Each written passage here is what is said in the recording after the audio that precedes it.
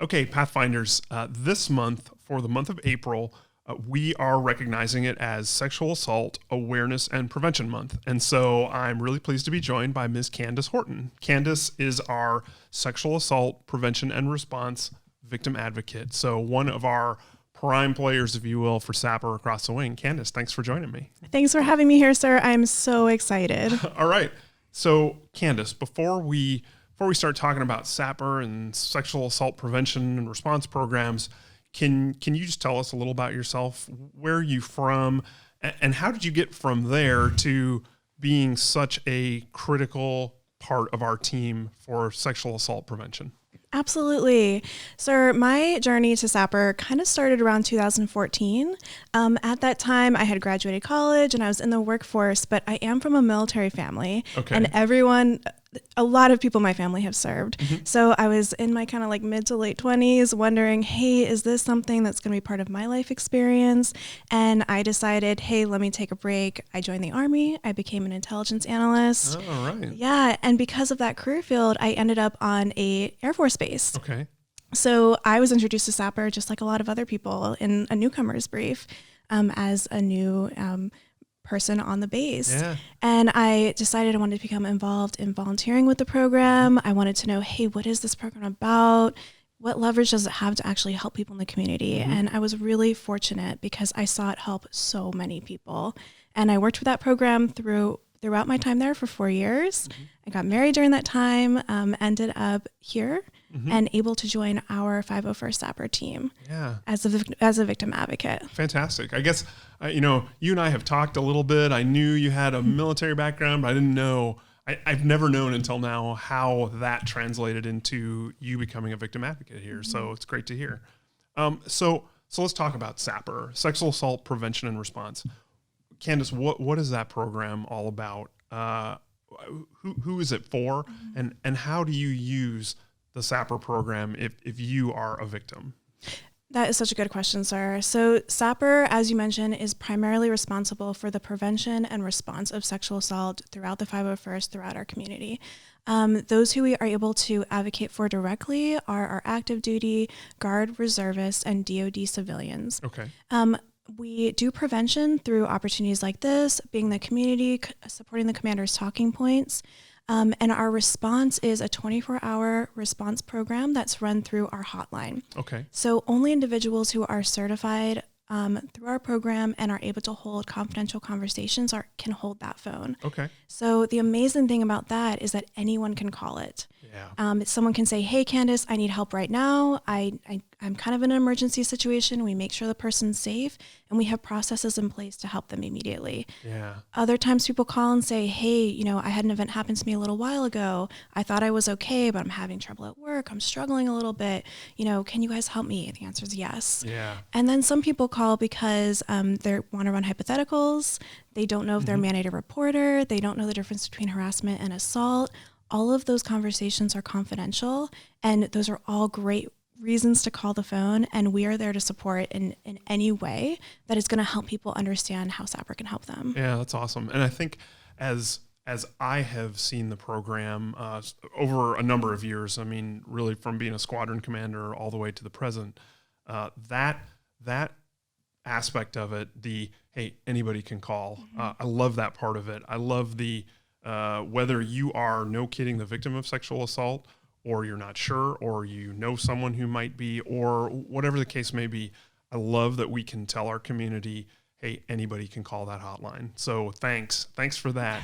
So that leads me to my next question, though. So the 501st Combat Support Wing, we are across 8 bases in 2 countries, and you are one person. How do we cover all that? How do you do that? Sir, it's through our volunteer victim advocates. They are present at all of our installations, all of our geographically separated units. They go through extensive training to make sure that they're qualified and skilled to help someone if they want to report and disclose a sexual assault. They also help commanders in training. And the third thing that they do that's really, really important is that they are kind of an anchor in every community that, hey, if someone decides that they need help, that person is there. Yeah. That they can go to them and confidentially get some information. It doesn't trigger any type of report. There's no expectations after the conversation. If the person is like, hey, thanks for the information, I'm going to keep it in my back pocket, I'm good for now. It's a safe place to get information. And for a lot of survivors, just knowing that person is there is incredibly empowering. Yeah. And then also they are taking the lead on events and awareness throughout the 501st, and they're incredibly valued to our program. I'm so proud of them. Yeah. And we have an amazing team, sir. Yeah, for sure. Well, I think so too, but of course, I'm biased.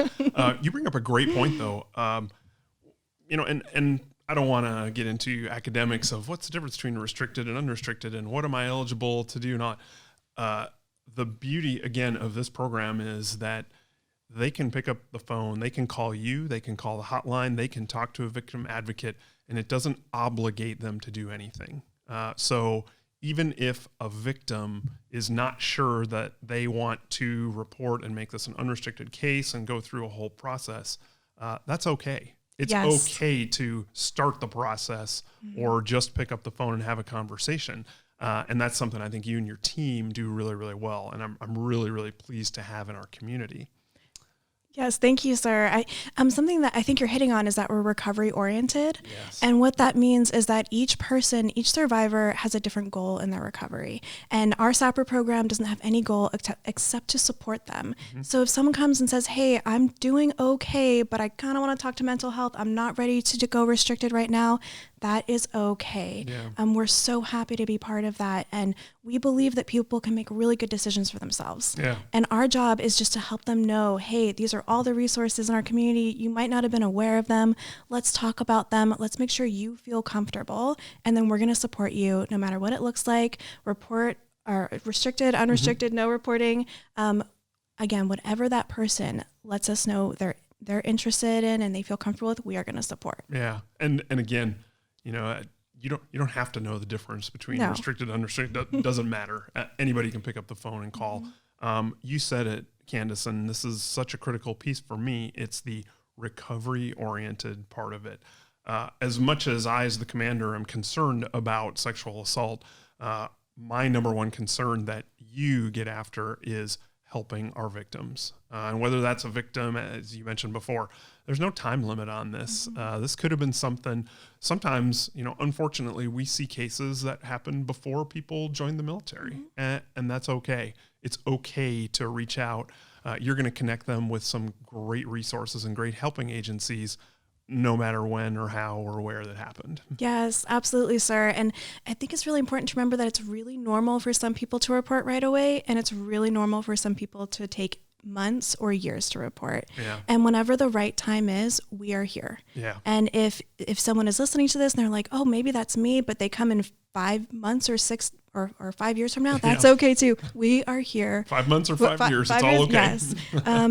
We're here if and when people are looking for those resources. So I'm so glad you brought that up, because sometimes there can be fear around it. Oh, has it been too long? Nope, it hasn't been too long. Yeah. It hasn't been too long. We're going to help you no matter when or where or how or what happened. Yes, sir. So, Candice, let's talk a little bit about April, Sexual Assault Awareness and Prevention Month. What are we doing? How are we highlighting, besides having a podcast and a little conversation, what are we doing across the wing to highlight your efforts? So we have some really fun events. Starting off April 7th, we are doing a dorm dinner. So it gives us an opportunity, just to be present, to build relationships. Throughout SAPM, we're not focused on training as much as just being in the community, not during response. Just getting to know people and helping them feel comfortable with who we are, and highlighting the volunteer victim advocates so people know it's not just me. It's the people there's volunteers that you work with, that you live near, who can support you too. Yeah. So starting off that dorm dinner, all of our VVAs should be there.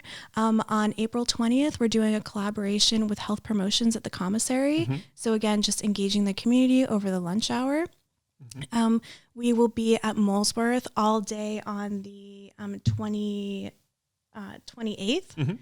So that'll be really amazing. We have all of the commanders there supporting SAPM that day. On the 30th, we will be at Croughton doing a similar event all day, visiting squadrons, just raising awareness of our VVAs and the program. And Aside from that, sir, just to make sure that we're following all of like COVID restrictions, we're setting up kind of smaller meet and greets. Yeah. So getting into the squadrons at the local level. So trying to find unique ways to engage the community that's safe, and really highlight the volunteer victim advocate as a local resource. Yeah, fantastic. Candice, I really appreciate all of that. I appreciate that you're getting out and about in a COVID-safe manner to raise that awareness. As you said, it's great that for some folks, hopefully the first time that they see you, meet you, talk to you, or our volunteer victim advocates is not when they need help, so that they know that they have that friendly face, that resource there for them. So, Candice, thank you so much. Thanks for joining me. Thanks for having a conversation and for helping me raise awareness for Sexual Assault Awareness and Prevention Month. Thank you, sir. It was great talking with you. All right. Thank you very much, Pathfinders. Thanks for tuning in.